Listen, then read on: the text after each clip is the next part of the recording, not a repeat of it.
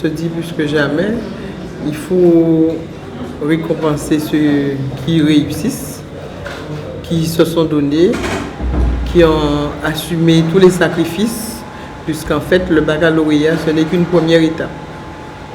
Et comme je l'ai dit tout à l'heure dans mon discours, la scolarité, c'est une course à étapes. Donc la première étape, c'est du CP jusqu'à la terminale. Aujourd'hui, maintenant, avec le bac, il reste l'étape de la montagne. Donc l'étape de la montagne, ce sont les études que les enfants auront décidé de poursuivre pour pouvoir préparer leur avenir. Mais on n'a rien sans peine. Donc il faut mettre en avant la ténacité, le goût de l'effort, le sérieux, la rigueur et une bonne méthode de travail. Et avec tout cela, la réussite est au bout. Pour la ville, pour nous, on se dit qu'il y a des enfants qui réussissent, il y a des parents qui accompagnent. Donc nous, c'est notre devoir aussi d'accompagner d'une manière ou d'une autre avec le Centre communal d'action sociale. Donc avec notre situation financière complexe, on ne peut pas faire plus dans le sens qu'on aurait pu attribuer une petite bourse par un bachelier chaque année. Mais vu le contexte économique, cela s'avère difficile. Donc on fait un geste pour que les enfants puissent utiliser cette récompense à bon escient. Vous savez, de toute façon, on peut dire que tous les enfants réussissent à leur manière. Mais c'est vrai que quand les parents sont là, c'est un gage, hein, c'est une sûreté.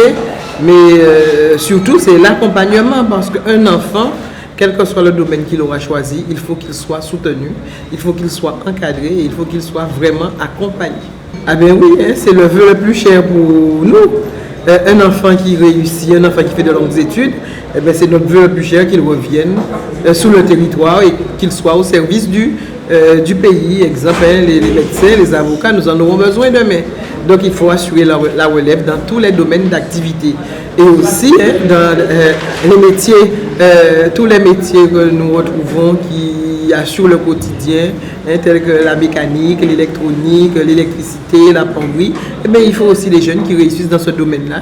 Et c'est pour cela aussi, les bacs professionnels, nous les encourageons à aller plus loin en engageant le BTS. Vous avez vu que nous avons eu 2 BTS. Et nous avons des élèves qui reviennent du lycée professionnel qui réussissent brillamment, surtout avec le jeune boulon Henrik qui a réussi dans le domaine de la climatisation, froid climatisation. Et oui, espérons que Baïf ne souffrira pas de démographie médicale de l'avenir, hein, puisque je crois sur notre territoire, nous en avons bien 4 qui poursuivent les études. Donc il doit y en avoir 2 en 3e année, une qui part pour la 4e année et une qui va entamer sa 2e année. Donc on peut dire que ça promet et souhaitons que Baïf ne souffre pas de démographie médicale dans les jours qui suivent. Toujours un honneur pour le département que je représente aux côtés de Madame le Président, Madame Josette Bohler-Certain, d'être aux côtés non seulement de la ville, mais également des parents, des élèves, des bacheliers, des post-bacheliers, pour montrer que la Guadeloupe a besoin de ses enfants et particulièrement de ceux qui sont les plus valeureux. C'était aussi l'occasion pour les parents, pour les enfants, pour les bacheliers, pour ceux qui font aussi poursuivre leurs études de médecine, notamment aussi les BTS, de démontrer que la ville de Baïf et également les collectivités comme le département sont à leur côté. Maintenant, il est vrai que nous connaissons tous des difficultés. Nous savons que nous sommes aussi dans une société en crise. Mais est-ce qu'il faut pour autant baisser les bras? Non. Je crois que le fait que la ville de Baïf ait mis l'éducation et la réussite éducative au cœur même du développement, c'est une chose extrêmement importante. Parce que lorsque nous avons tout perdu, ou lorsque nous avons un peu le blues, juste se remémorer qu'il n'y a rien d'autre que le travail qui amène au talent et qui peut aussi donner un coup de pouce à la chance, je crois que c'est extrêmement important. Et ce soir, nous avons eu les exemples non seulement de bacheliers valeureux, mais aussi d'étudiants en médecine, notamment ceux qui ont déjà passé le cap de la première année, de la seconde année, qui vont poursuivre en 3e année ou en 4e année, et savoir qu'il n'y aura pas de problème de démographie médicale à Baïf et pourquoi pas d'une façon plus large en Guadeloupe, c'est une bonne chose. Je crois que nous avons non seulement des lueurs d'espoir, mais nous avons de quoi être fiers de cette Guadeloupe qui vient, qui monte. Maintenant, à nous de pouvoir l'accueillir au mieux pour que le relais soit transmis. Toute une palette de produits pour accompagner nos jeunes en termes de financement, en termes d'équipement, en termes aussi de produits, tout simplement, tels que Internet, etc., pour que les clients soient toujours bien renseignés pendant tout leur parcours. Nous avons été d'ailleurs primés cette année-ci comme étant la meilleure banque, la moins chère et la plus efficace. Lancement donc de produits, concrètement, nous offrons 80 € à l'ouverture du compte. Nous offrons également 1 € en termes de convention en ce qui concerne les produits bancaires, donc la carte bancaire, les protections en cas de perte ou de vol. Voilà. Voilà. Dès maintenant, alors, ces jeunes viennent d'avoir le bac, donc ils peuvent avoir 2 dispositifs. Il s'agit de l'aide aux étudiants. C'est un dispositif qui s'adresse aux étudiants qui n'ont pas de bourse académique. Donc la première démarche qu'ils doivent faire, c'est se rapprocher du CROUS afin de faire une demande de bourse académique. Et s'ils ne sont pas boursiers, à ce moment-là, ils peuvent demander l'aide aux étudiants. Alors la demande se fait en ligne et la plateforme de la région sera ouverte à partir du mois de septembre. Donc ils pourront aller directement sur le site de la région www.cr-guadeloupe.fr pour faire leur demande de bourse. Par ailleurs, ces jeunes peuvent également solliciter le prêt étudiant à taux zéro. C'est un dispositif qui est mené en partenariat avec des banques en Guadeloupe. Il s'agit de la BNP, de la SGBA, de la BDAF, du Crédit Agricole et de la Caisse d'épargne. Alors le montant du prêt est de 4 000 à 15 000 € et les intérêts sont pris en charge par la région. Alors les étudiants bénéficient d'un différé de remboursement, c'est-à-dire qu'ils peuvent commencer à rembourser 5 ans après. La durée totale de remboursement c'est de 8 ans.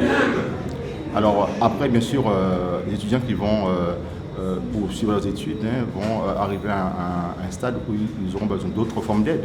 Et je prends par exemple les étudiants qui sont en master 1, master 2, qui sont obligés de faire un stage à l'étranger pour valider leur diplôme. À ce moment-là, ils peuvent bénéficier de ce qu'on appelle la bourse extra-régionale. Donc, c'est une bourse qui prend en considération le coût de leur séjour à l'étranger et le montant peut être jusqu'à 5 000 €. Parce que c'est vrai qu'il faut les féliciter, les bacheliers, et ceux aussi qui sont dans l'enseignement supérieur, parce que le bac, c'est comme si c'était le commencement d'une nouvelle vie. Parce qu'en fait, les années supérieures seront en fait semblables au bac et même plus dures. Donc en fait, c'est un entraînement, on va dire, le bac. Et puis les années qui suivent seront plus corsées. Il faudra plus se concentrer pour pouvoir réussir dans ce que l'on veut devenir plus tard.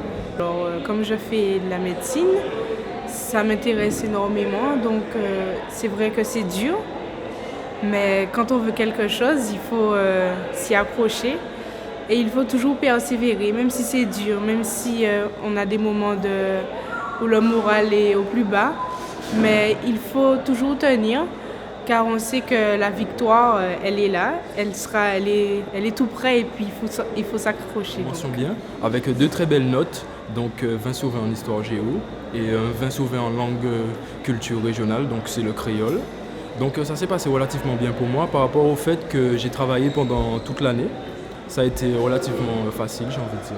Non, pas spécialement. J'ai eu des moments d'euphorie, j'ai envie de dire, puisque je pratique du sport. Je suis basketteur aussi noir. Donc disons qu'entre le sport, j'ai su caler le sport et les études quand il fallait. Oui, je reste optimiste dans le sens que maintenant le bac n'est qu'une porte. Donc les études, c'est vraiment la fin de quelque chose. Donc maintenant, j'ai envie de dire que les études, c'est la porte d'ouverture vers le monde du travail et que le bac n'est qu'une formalité. Genre.